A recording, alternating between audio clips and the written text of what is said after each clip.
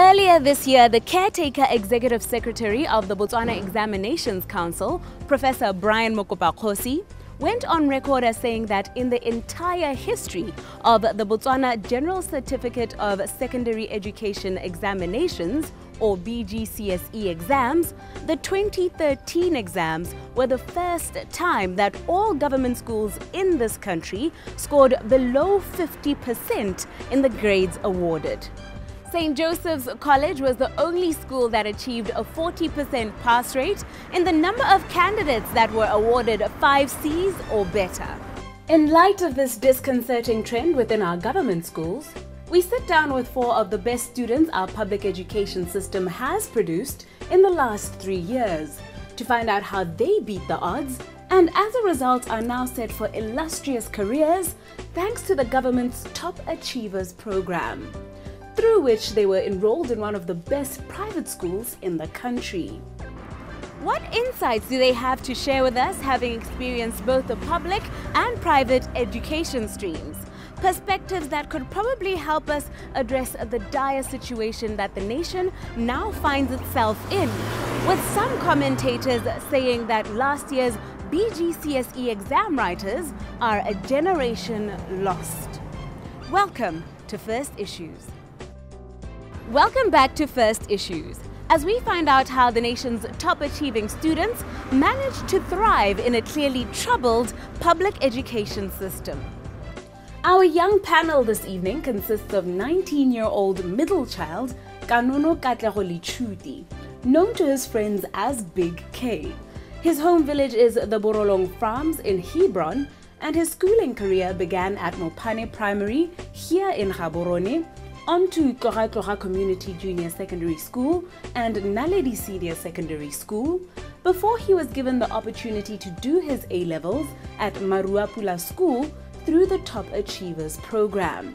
Ratang Sedimo is 20 years old and his family lives in Molepolole. He attended schools such as Letlhakeng Primary and in Molepolole, Masilo Community Junior Secondary School and Karisechele Senior Secondary School before being enrolled in the Top Achiever program. Morategi Khomokuma is a Mongwaketsi and also a middle child. He attended schools such as Lehaya Primary School, Bonington Community Junior Secondary School, Naledi Senior Secondary School before doing his A-levels through government sponsorship. 19-year-old Jessica Tina Moyo has just begun her A-level studies as a top achiever, having done all her schooling in Francistown government schools like Our Lady of the Desert Primary School, Setlale Khosi Community Junior Secondary School, and Matas Bay Senior Secondary School. She joins us later in the show to share the tips that help her get into the slim 2.58 percentile that achieved grade A or higher in last year's BGCSE exams. We were keen to find out what motivated these young people to strive for excellence, and their answers were as varied as they were unexpected. I'm middle child, so I'm really competitive. Gore ke boniwe mo lapeng es ka nna gore ke I had to be competitive gore ke se last born ka gore last born dia bona, first born ya bona, middle born you have to always try. So that sort of spirit ke yone driver from binyaneng baka up until ke tsana go nkona lady, which is why I pushed harder, because ne ke batla gore ke tswe mo lehatseng at some point. Street, and I would see like New York City and all that, and I had like nige aspire to keep on in NY, so I strive for that. Like it's like a balance. I want to see myself in the States one day. Like one thing in category E, a top achiever sale. So it was 60 stars or nothing. So whenever I was at school, my study mates, my study group ilena, bana ba itse gore na le bone tota ne re aspire la gore re 60 stars or more. But by some unforeseen circumstances, I was able to 6. And then I ended up getting 5 stars.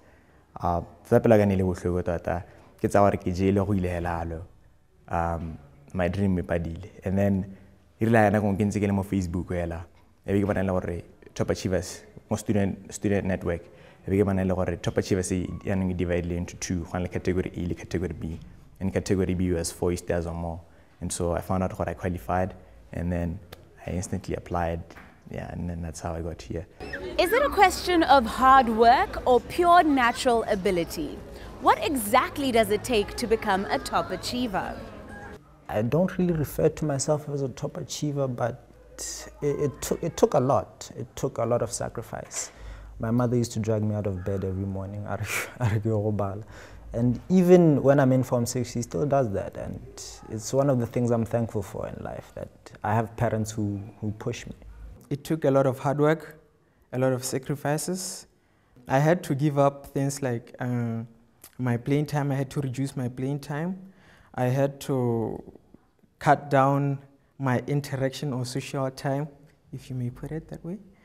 I was skilled in a few subjects and I was really lagging behind in others. So I had to push everything else so that they are at least all on the same level. This included me forming study groups. I had to sacrifice my holidays to make sure that I study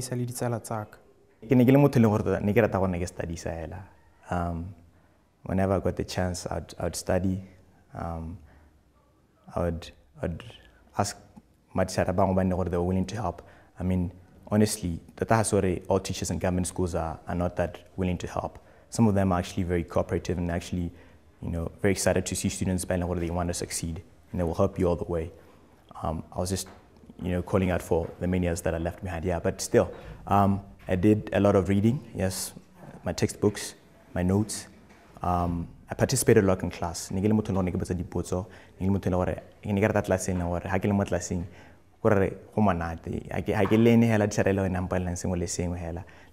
chance to say, but how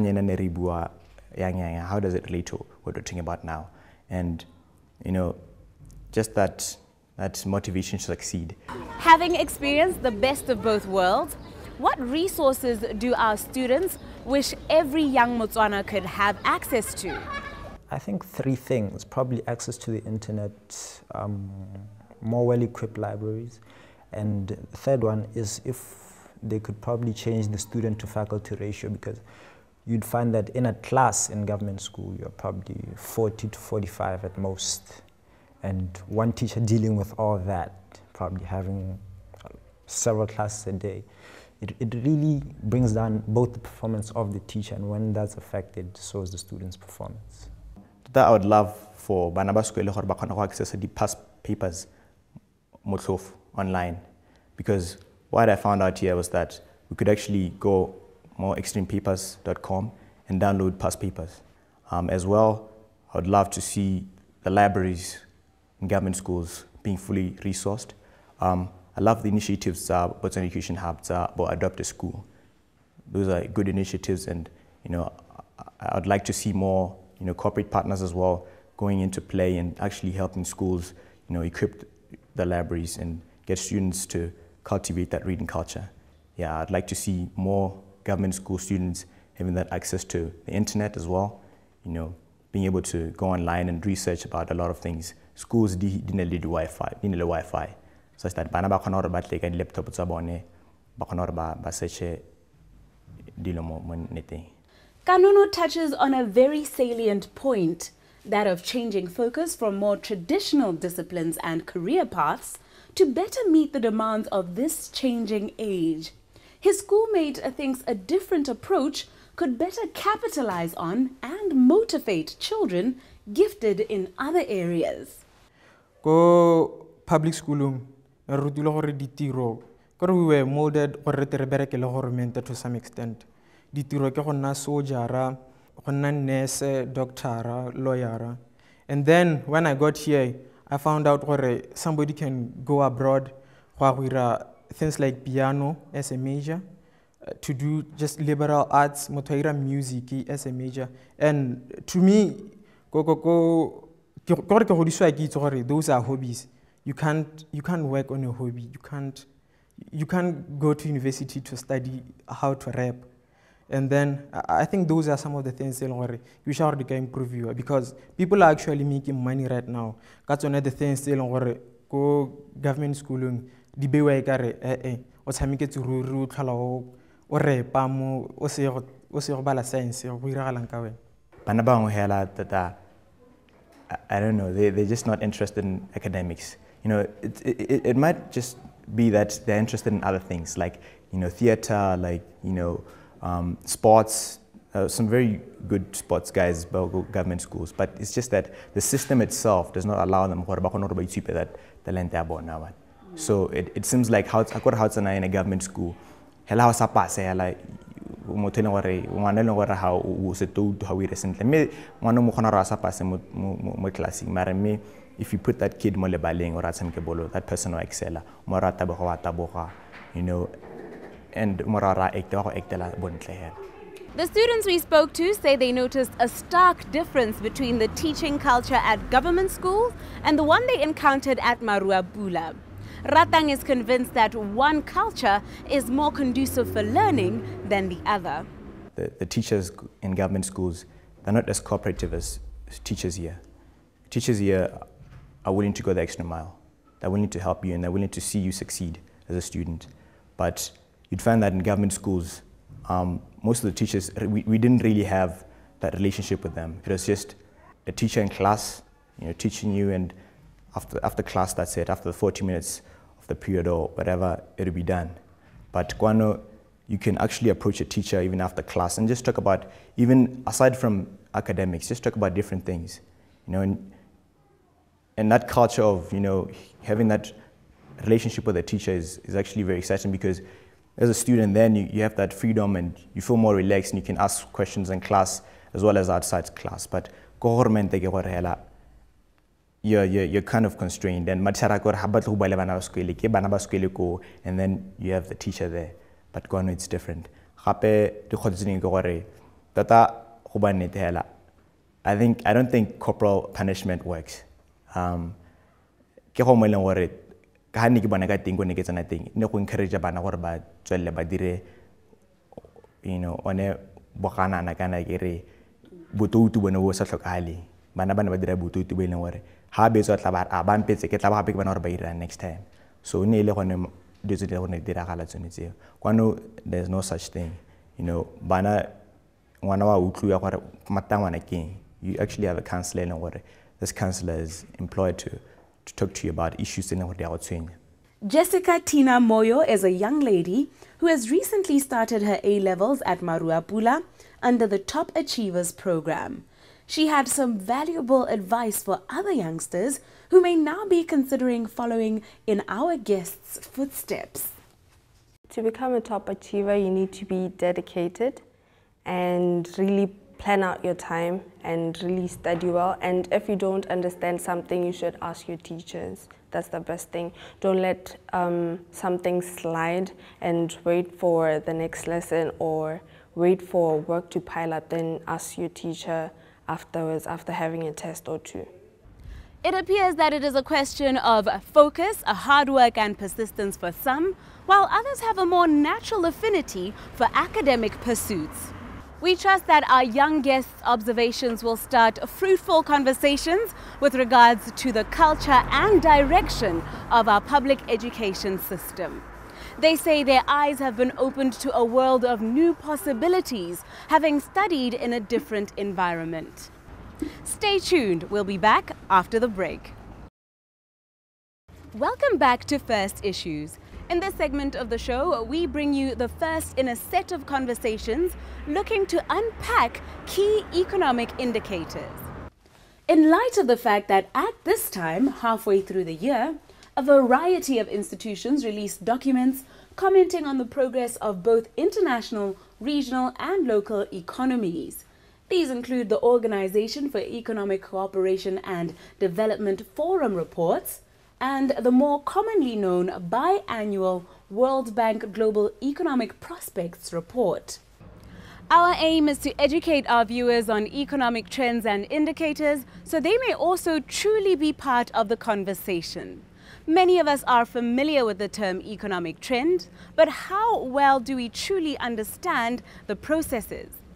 Most business managers need to be aware of the prevailing direction of the economic trend for the product markets and countries in which they operate in order to make more accurate and effective plans for their company. And even the average Botswana needs to be informed on the overall direction in which the nation's economy is moving.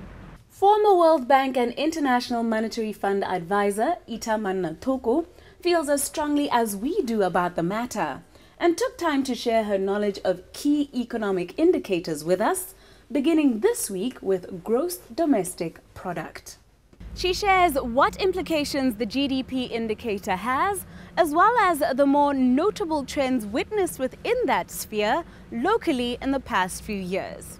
Maybe one of the main indicators that most people track is GDP. GDP is basically an indicator which captures what the economy produces. So GDP and GDP growth tell you how much capacity, productive capacity has transformed into actual goods and services produced by people in the economy. So, I mean, in the case of Botswana, we often report on real GDP, but our GDP has different components. So, for example, mining is a major component of production in Botswana. Government is also an important player in GDP. And so you'll find that what government does, what mining does, is important in overall GDP, as well as what the private sector does. If we look at the past, let's say about 10 or 12 years, the trend since 2002, for example, to 2013, when we plot GDP growth over time and we look at the pattern, we see that in the graph that you're looking at here, GDP has basically been broken up into, there's the overall GDP, but then you also have mining GDP. And another indicator that the Central Statistics also and Bank of Botswana also publish is non-mining GDP, where GDP minus the mining sector. Having defined real GDP, our guest next demonstrates the value and learnings that come with separating the performance of different key sectors within the economy. And we'll see that whereas non-mining GDP shows a constant upward trend over time, something major seems to have happened to mining GDP. We see that in mining in 2008, from the end of 2008 to the end of 2009, basically mining production or mining GDP dropped by almost 50%. And the sharp drop really meant that the share of mining in overall GDP in 2009 dropped from 32% to just 13% of GDP. And so sometimes when people talk about diversification, because mining share has dropped to roughly half what it was, or even more than half what it was before, it then gives the impression that the economy has diversified. And in fact, it means that there's less dominance from the mining sector, but at the same time, I think what government and what the private sector are hoping for is diversification driven by much more rapid growth in the non-mining, in the business sector, as opposed to declines in the mining sector. So that is the goal. The goal is to boost production in the non-mining sector. And if we look at that graph, the graph doesn't show non-mining, non-government, but if you remove government from non-mining sector GDP, then you just get private sector growth. Separating government GDP from non-mining sector GDP figures reveals how the private sector is performing. And our guest Ita has some interesting trends to share with us from there. If you look at the actual growth patterns since around 2003 for the last 10 years, we'll see that prior to 2005, non-mining growth, private sector growth basically, was around, both 3.3%, 4%, thereabouts. The business sector was not doing as well as they would like. And I think there was a lot of dissatisfaction at the time in the business sector because they felt costs were high. Then government decided, this was a decision to devalue the pula. What this means is that it refers to another economic indicator we'll be looking at, the real exchange rate. But when they devalue the pula, what they're doing essentially, if the real exchange rate depreciates or goes lower, it makes producing in Botswana, it reduces the cost of production for producers in Botswana compared to the cost elsewhere. So it gives a better cost environment to local producers relative to their competitors. And so the effect of this was essentially, because there's a lag, the devaluation happened around 2005, but the effect of this was really to boost activity in the private sector. And growth in the private sector, the real GDP growth, jumped to 12.6 in 2006. In 2007, it was 17.4. This is in real terms, so this is significant growth occurring. And basically in 2006, 2007, and to some extent in 2008, the real exchange rate, once it had dropped, remained more or less at that level. So it supported that cost competitiveness for several years. But then after that, when you look at the real exchange rate trend, you'll see that it then appreciated, and so it eroded that competitive edge and probably had some impact on GDP growth. In 2009, GDP dropped to 5%, 5.4 from 10.4% in 2008. The subject of economics involves variables that are largely interrelated, and further analysis of a private sector GDP reveals a correlation with an economic indicator that we will familiarize ourselves with in the coming weeks, that of the real exchange rate. We thank you for your continued viewership. Until next week and another issue of interest, I, Nameto Sibina, the team behind First Issues, and our sponsors First National Bank, wish you a good night and pleasant viewing.